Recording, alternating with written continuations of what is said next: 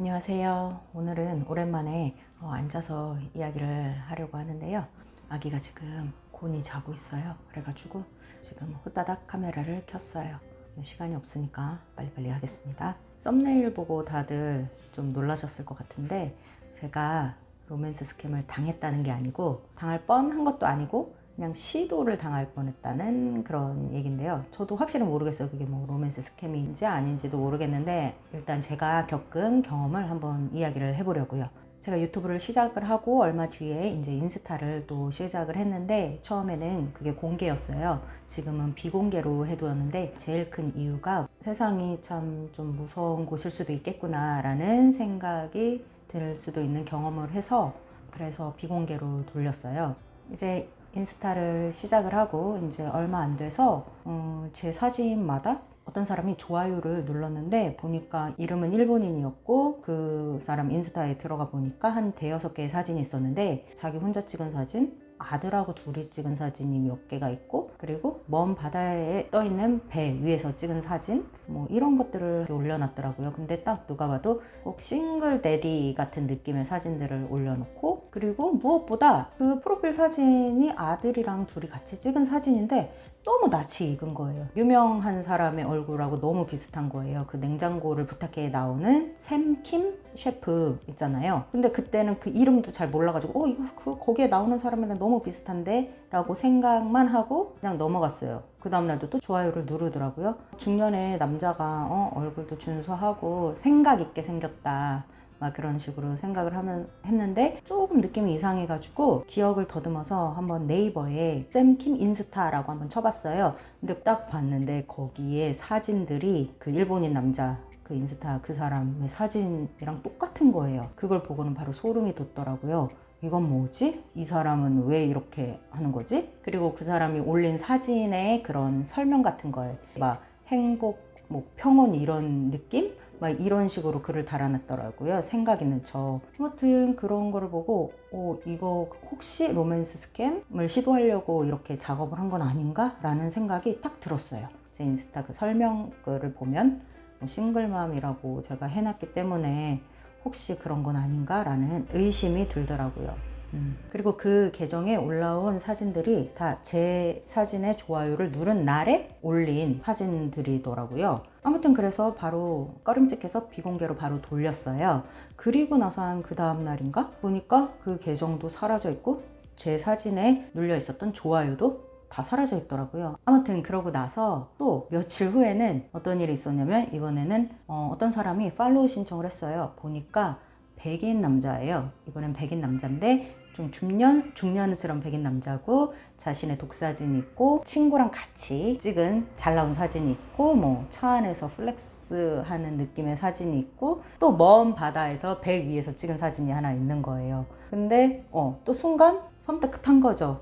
무엇보다도 거기에 올라온 사진들이 또 저한테 팔로우 신청을 한 당일날인가 그 전날 올린 5-6개의 사진이더라고요. 그래서 이건 뭐야 하면서 무시를 했어요. 그리고 또 며칠 뒤에 이번에는 중국인이에요. 누가 봐도 중국인 남성의 얼굴인데, 저한테 또 팔로우 신청이 들어왔는데 중국인 남성인데, 사진을 보니까 이번에는 의사 같은, 거기 뭐 이렇게 병원 사진과 같이 있고, 플랜카드인가? 그런 거 앞에서 무슨 다른 의사 같은 사람들이랑 앞에 서가지고 같이 찍혀있는 사진이 있고, 뭐 이런 4-5개의 또 사진이 있더라고요. 그리고 중국말로 막 뭐라고 써있고, 그리고 또 그 사진들이 그날 하루에 다 올라온 사진들이었어요.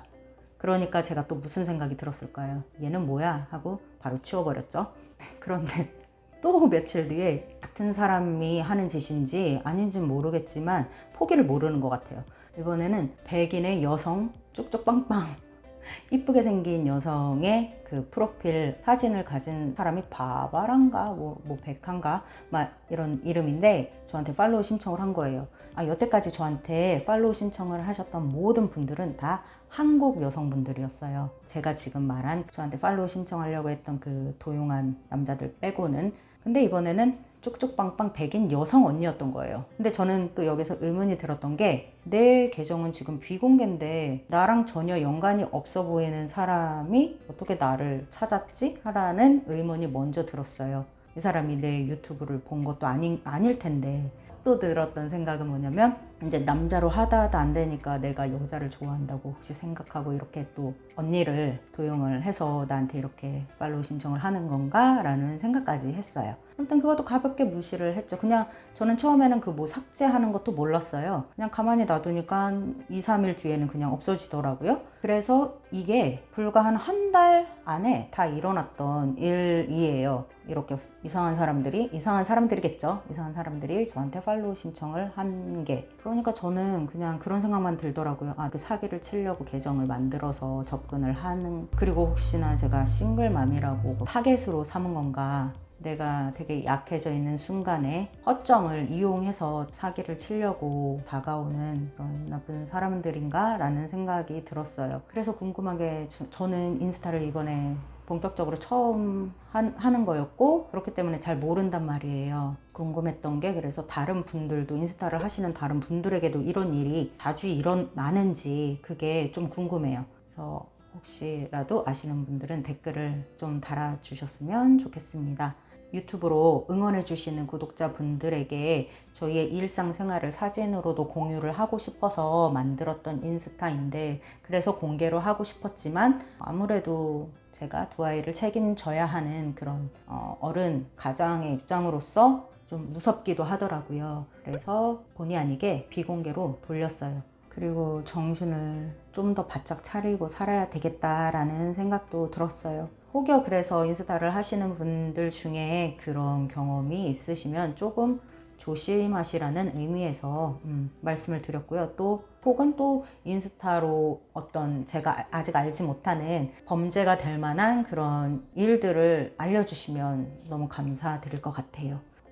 근데 이제 가끔 또 궁금한 게, 저한테 팔로우 신청해 주시는 분들 중에 프로필 사진이 없고 또 이제 이름도 그냥 알 수 없는 영어로 이렇게 돼 있는 분들이 있는데, 그러면 저는 수락을 안 하거든요.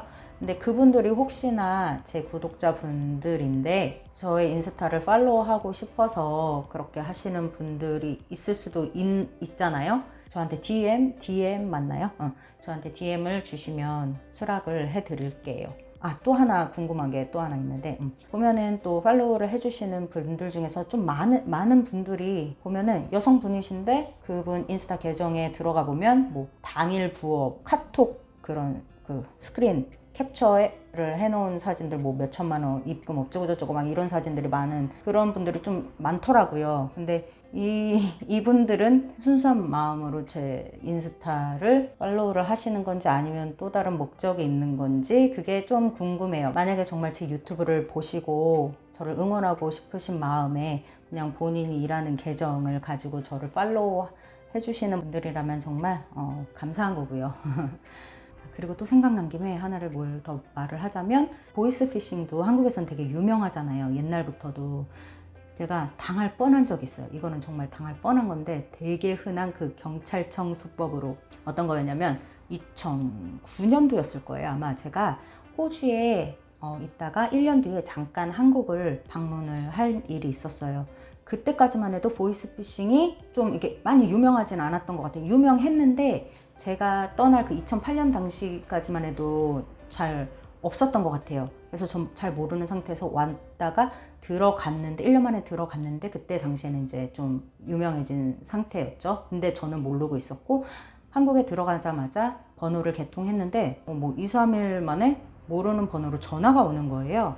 그래서 전화를 받았더니 자기는 어디 경찰청에 누구 경사라고 했나? 제 개인 정보가 도용이 돼서 뭐 대폭 통장이 개설되고 거기에 범죄에 뭐 쓰였다는 거예요. 그 범죄 용도로. 그러면서 제 통장에 있는 모든 돈, 제 계좌에 있는 모든 돈을 안전한 곳에 이체를 시켜놔야 된다는 거예요. 저는 정말 그게 진짜인 줄 알고 사귄지를 모르고 덜덜덜덜 떨면서 계속 듣고 있었어요. 30분 넘게 계속 듣고 있었어요. 그때 집이었었고요. 아무것도 안 하고 그냥 있다가 전화를 받은 상태였는데, 갑자기 내 정보가 도용이 됐다고 하는 것도 불안한데 내 돈을 다 잃을 수도 있다는 얘기를 하니까 너무 무서워지더라고요, 순간. 그러면서 저한테 얼마의 돈이 있냐라고 묻기까지 했어요. 그래서 저는 순진했던 저는 정말 마이너스 계좌에 얼마까지 뺄 수 있다까지 다 얘기를 해줬어요. 그리고 나서는 한참 얘기하다가, 그러면은 잠시 후에 저희 담당 검사님이 전화를 해서 어떻게 하면 되는지를 알려줄 테니까 대기를 하고 있으래요. 알았다고 하고 끊었어요. 막 가슴이 콩닥콩닥 그러는데 너무 다행이었던 게 그날 엄마가 집에 있었어요. 그래서 전화를 끊자마자 엄마한테 엄마 나 지금 이런 전화를 받았다고 근데 어떡하냐고 어떻게 하면 좋냐고 바로 다시 전화를 한대 라고 말하니까 저희 엄마 표정이 갑자기 안 좋아지는 거예요. 그런데 그 순간 바로 다시 전화가 왔어요. 근데 전화로 저는 뭐 어디 서구지방 검찰청의 누구 검사입니다 이러는 거예요. 방금 누구랑 통화하셨죠? 그러길래 네 했는데 저희 엄마가 그때 옆에서 전화 달라는 거예요. 그래서 아무 생각 없이 잠시만요 하고 엄마한테 전화를 넘겼어요. 그랬는데 저희 엄마가 갑자기 한순간도 쉬지 않고 막 다다다다 욕을 하시는 거예요. 걔 땡땡놈아 막 이러면서 막 하니까 전화가 끊겼어요. 그래서 저희 엄마가 전화를 끊고 저한테 막 이 무식한 거사 이거 지금 그 보이스피싱 사기인 것도 몰랐냐 어떡하냐 막 이러면서 엄청 혼났던 기억이 있어요. 근데 나중에 들어보니까 저희 엄마가 막 욕을 하니까 그 사람이 아따 이 아줌마 입 한번 거치네 이러면서 뚝 끊었다고 하더라고요. 아무튼 이렇게 정말로 당할 뻔했던 경험이 있어요. 지금도 생각하면 그때 되게 아찔해요. 그래서 지금 후다닥 저의 경험담을 말을 해보았어요. 그럼 여기까지 시청해 주셔서 정말 감사드리고요. 다음 영상에서 또 뵙겠습니다. 그리고 만약에 저의 남은 인생에 인연이 있다면 기본적인 배려는 할 수 있는 사람이었으면 좋겠어요. 예를 들면 그냥도 그렇지만 와이프가 임신을 했을 때 김치를 눈치를 보면서 먹고 있는데 지나가면서 코를 틀어 막으면서 냄새 난다고 방으로 들어가가지고는 3시간 내내 안 나오는 그런 사람들 있잖아요. 그래서 기본적인 배려는 있는 사람이었으면 좋겠고 그리고 숙성된 사람이었으면 좋겠어요. 그게 무슨 말이냐면 외모가 숙성된 사람이라는 뜻이 아니고 내면이 성숙한 거는 나이가 들면 자연스럽게 성숙되어지는 건 맞는 것 같아요. 근데 확실히 보면은 많은 정말 경험을 하고 자기 스스로 성찰을 하면서 깨닫게 되는 사람이랑 그냥 살아오면서 되는 대로 살면서 그냥 이렇게 조금씩 성숙해지는 사람이랑 다르더라고요. 그래서 저는 제가 지어낸 건데 그냥 숙성된 사람이었으면 좋겠어요. 저도 숙성이 되었다는 건 아닌데 10년 전에 저랑 지금의 저는 외면은 비슷할지 모르지만 내면은 많이 바뀌었거든요. 근데 그게 한순간에 절대로 이루어지지 않아요. 스스로도 노력도 많이 해야 되는 부분이 있는 것 같아요.